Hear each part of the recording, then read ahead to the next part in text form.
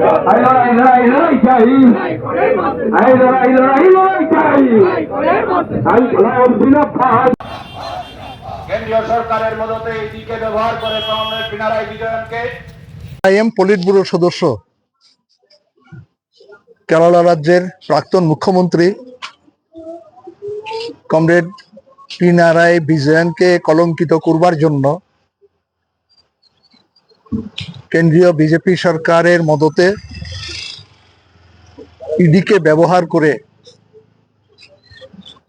সম্পূর্ণ প্রটোকল ব্যবহার না করে, অমান্য করে তার বাসভবনে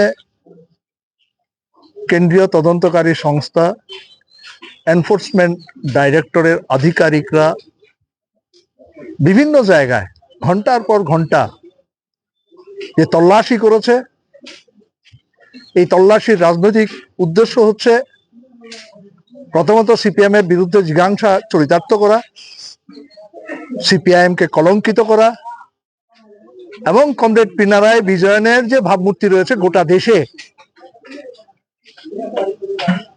কেরলে সরকার পরিচালনায়, বামপন্থী সরকার পরিচালনায় গোটা দেশের সামনে বিকল্প উপস্থাপন করে যে দৃষ্টান্ত স্থাপন করেছে,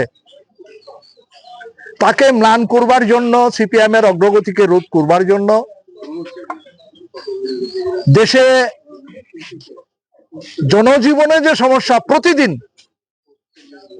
পেট্রোল, ডিজেল, রান্নার গ্যাস, সিএনজি সহ প্রত্যেকটা নিত্য প্রয়োজনীয় জিনিসের দাম যেভাবে বাড়ছে,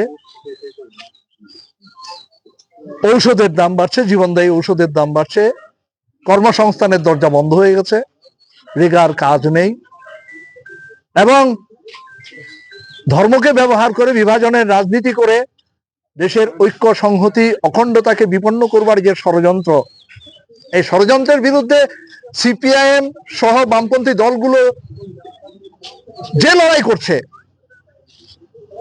তা থেকে জনগণের দৃষ্টিটাকে ঘুরিয়ে নেবার জন্যই এই ষড়যন্ত্র কমরেড পিনারাই বিজয়নের বাসভবনে এই তল্লাশি।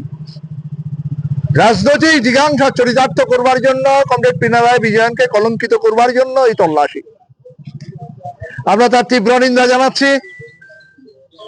সারা দেশের সাথে আমরা সিপিআইএম ধর্মনগর মহকুমা কমিটির উদ্যোগে আজকে আমরা বিক্ষোভ প্রদর্শন করব।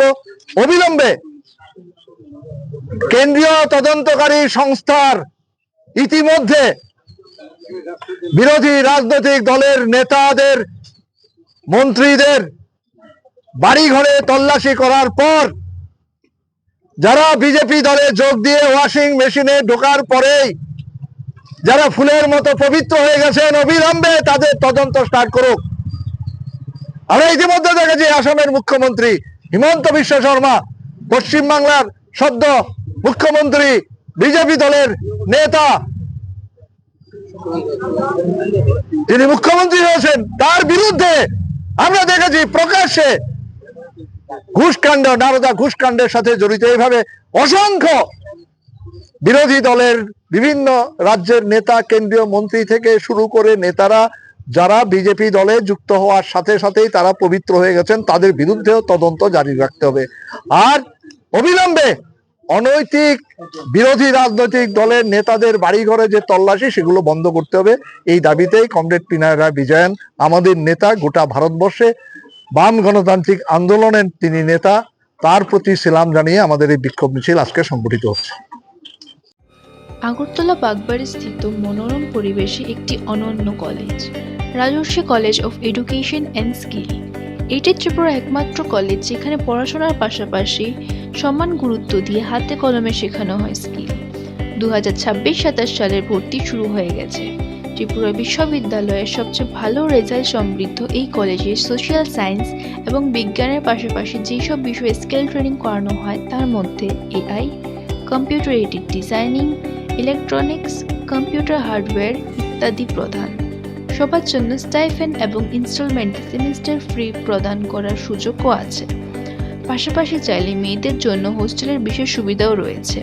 ভর্তির জন্য আজই যোগাযোগ করুন আমাদের ওয়েবসাইট www.rajarshi college.in অথবা আমাদের ইমেল contact@rajarshi college.in।